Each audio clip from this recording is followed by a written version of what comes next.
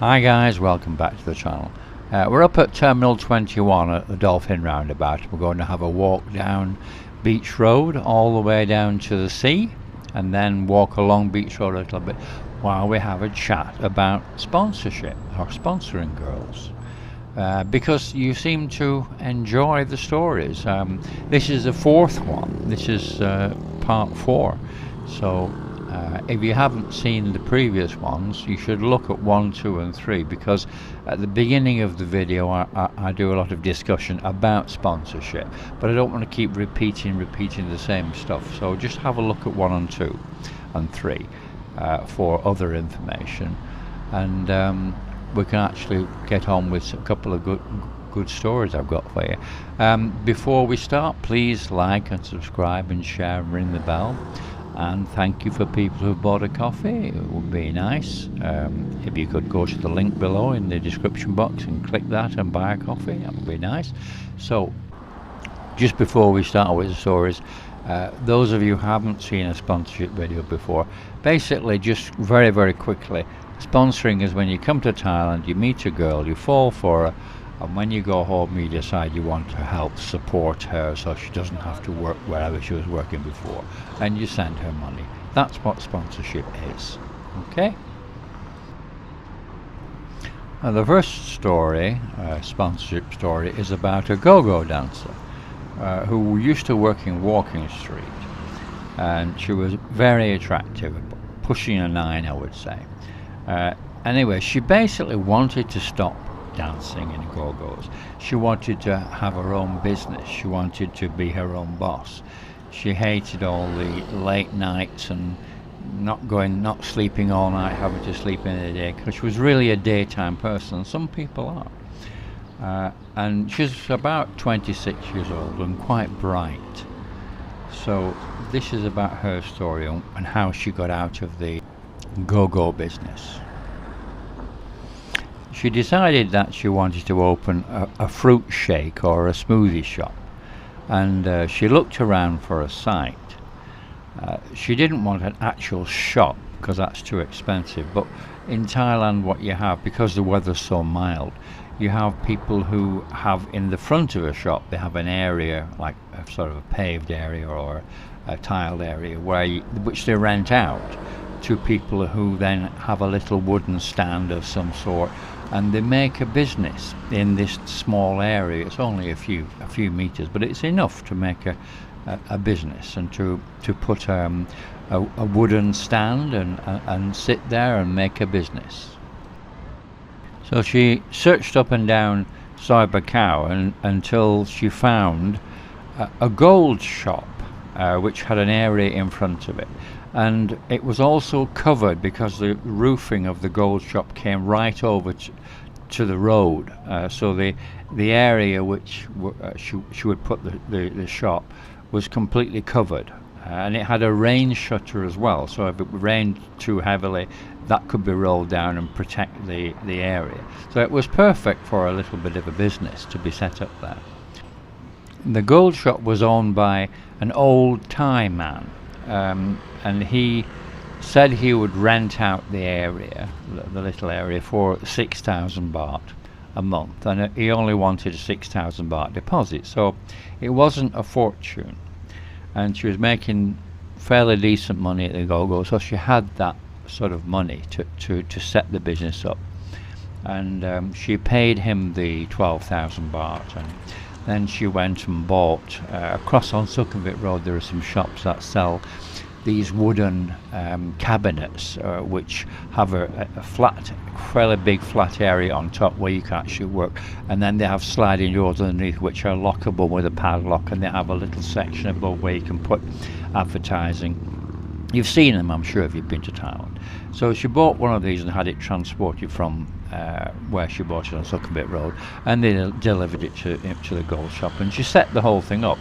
And then she went and bought a good quality mixer blender machine and all the stuff that you need to make fruit shakes or smoothies, and of course a selection of fruit, and also an ice chest, so that the people could deliver ice, and it was like a cooler cabinet, like an ice chest cooler cabinet, so they can put the ice and keep the ice in there, and it would last overnight at least.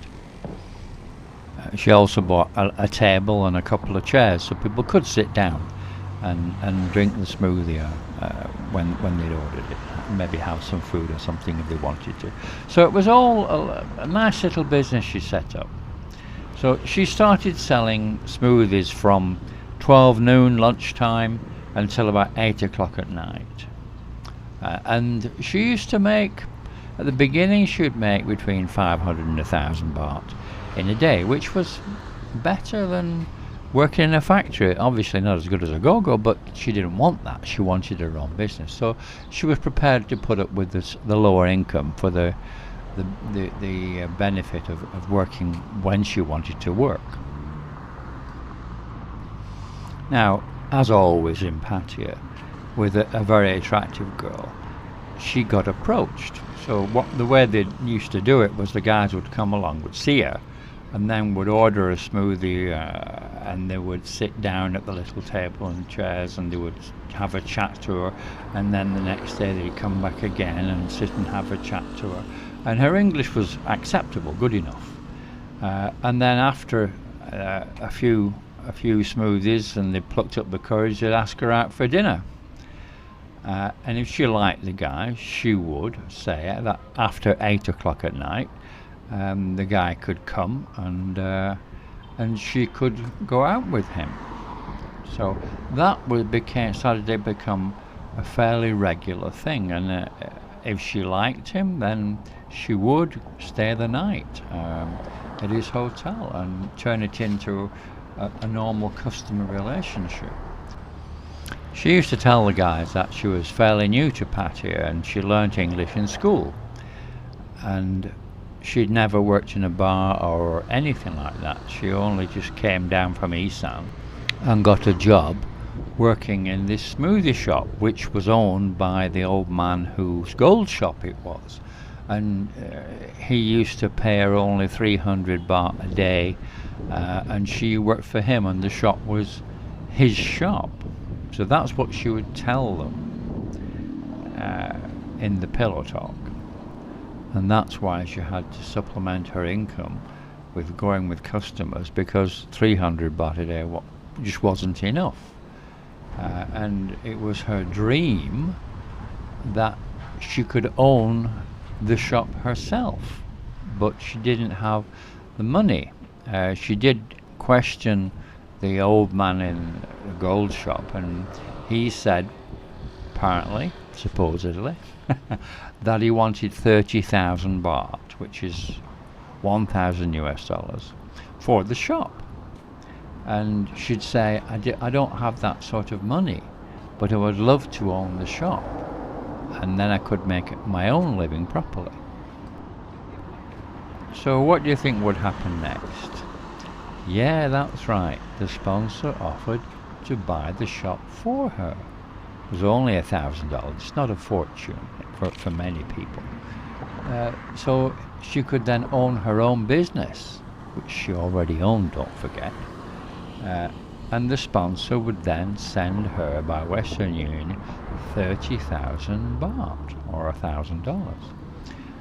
And she had a fake receipt printed up and signed by herself, and then a fake signature for the gold shop boss, all in Thai language, of course, no translation into English. So she would then show the sponsor, look, I've bought the shop, it's wonderful, I'm so happy, thank you very, very much, and you're a wonderful person, thank you, thank you, thank you.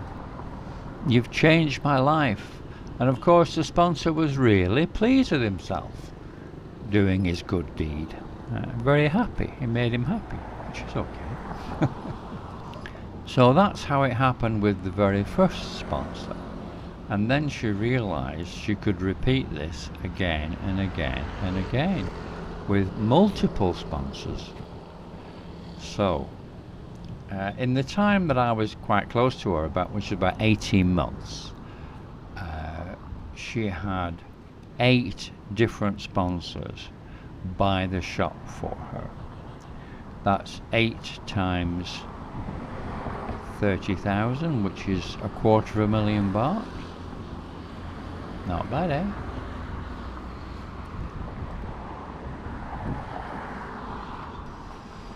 So the next story is the story of an Aussie friend of mine.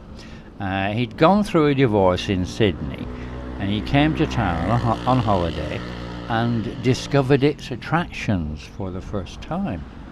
He was in his 50s and well off. He owned 2 houses, and after only 3 trips to Pattaya, he decided to retire here. So he came and he rented a condo for 6 months on a 6 month renewable, and thought that he could find himself a new wife in Thailand. That's how naive he was. After a short while, he found himself a live-in girlfriend. She was about 30 and quite attractive, better looking than any girl he'd ever had in Sydney. And after a few months together, she kept asking him what Australia was like. She was curious, so he decided to take her there and take her back and show her Sydney. Now, one of his 2 houses was rented out, but the other one, the tenant had recently left. That was why he decided to go back at that time, so that he could stay there and didn't have to get a hotel. So they stayed in Sydney for a month, and he showed around everywhere. And the girl then suggested that if he intended to stay and retire in Thailand, why didn't he sell the vacant house and buy a house in Thailand, so saving on the rent of the condo? And he decided that was probably a good idea and put the house up for sale. And then the 2 of them went back to his rented condo in Pattaya. Because his house in Australia was very nice, it only took a few weeks before it was sold, and the money was transferred to Thailand, to his account in Thailand. And the girl was very excited, and they started looking outside Pattaya at houses that were for sale, what they could buy. That was when he discovered that a foreigner can't actually own land or a house in Thailand. And he mentioned this to his girlfriend, and she said, "Darling, we will live together forever. It doesn't matter. We can buy it together." Anyway, the guy decided to be prudent, and he went and saw a British lawyer in Pattaya. And the lawyer explained to him about the land laws in Thailand, and that any land or house must be 51% owned by a Thai, and in a Thai national's name. The only property which a foreigner can own or be in his name is a condo. Now then, just by luck, by chance, the owner of the condo which the guy was renting also wanted to sell it. And he knew that he and his girlfriend both liked this condo that they were in very much. So he thought he would give her a nice surprise and buy it for them without telling her. So he did. When the deal was done, the guy was in the kitchen. He was really excited to tell his girlfriend that he'd actually bought the condo that they were in and they liked. And he said, "I've got some really good news for you." And he showed her the contract, the sale contract, and told her he had bought the lease on the condo, so they didn't need to buy a house. Then he turned to make a sandwich, and he was struck violently on the back of the head with a heavy coffee percolator. He woke up in hospital, and after 2 days in the hospital, The girl never came to see him, and then when he went back to the condo, the girl and all her stuff was gone, and he never heard from her again. I wonder why. So guys, if you like the stories, please subscribe and like and share and ring the notification bell. And you can always buy a coffee as well if you want to. And thank you very, very much for watching. Thanks a lot. I'll see you on the next video.